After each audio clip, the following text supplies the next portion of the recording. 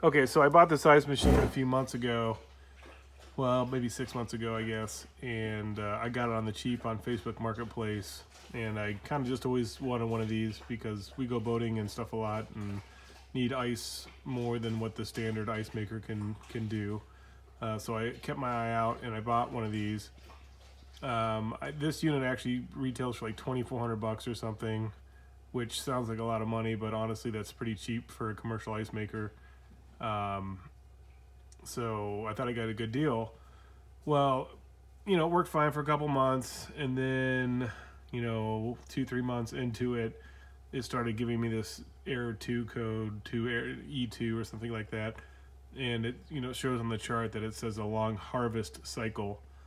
Well, it turns out, as I got to looking at it, there's this thing's called the evaporator plate right here, and these little slats on the machine had started coming loose. So like these sideways bars here had actually started pulling away from the plate on the back and essentially not letting the ice drop during the harvest cycle.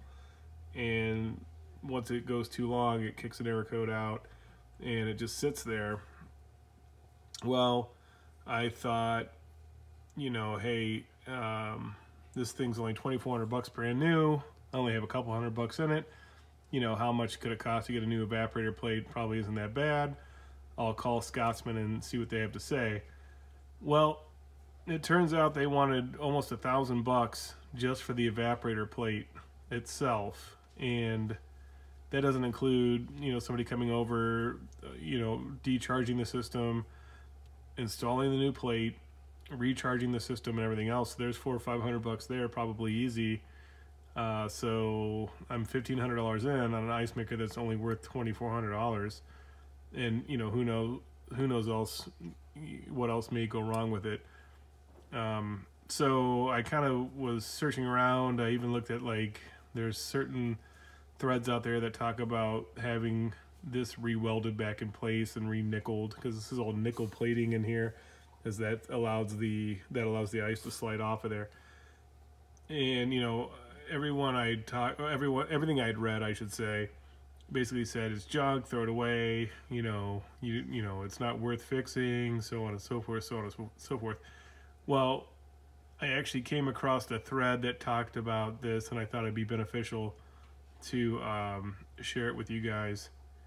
And that is, it's actually probably the most simple fix that you can think of. It costs nothing other than a half an hour of your time, maybe at best. And honestly, I did this 3 months ago, something of that nature, and I haven't had that problem again. All of these plates have held in place, and it's been, honestly, it's one of those kind of crazy, simple life hack, ice machine hack, whatever, that you can do, and it costs you nothing.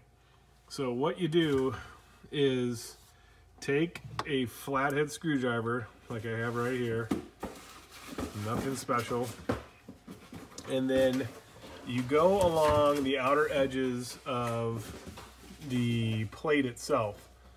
And I don't know if you can tell or not, but they have these little X's in them just on the left and right side. Nothing in the middle or anything else, just all along the left side and the right side. And all you do is take the screwdriver and you put it in on one side like this, and you can see the position of the screwdriver head is actually marking the back of the screwdriver itself.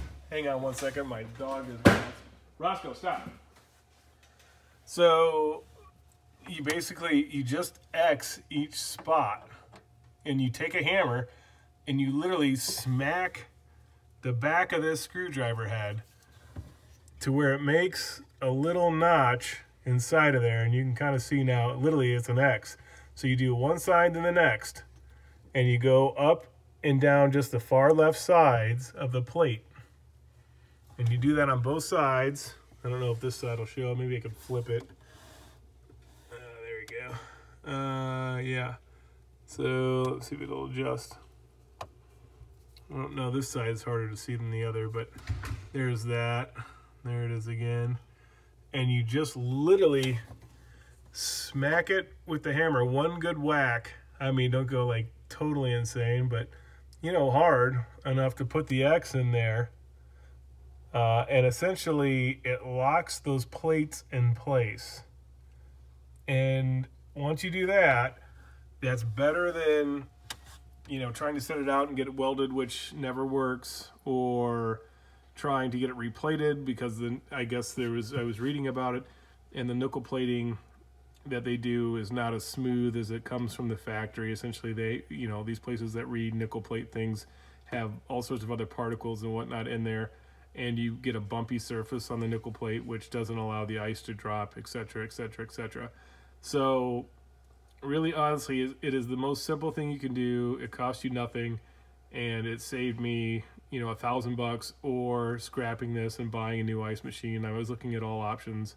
You know, a few $100 to have the thing replated, only to fail.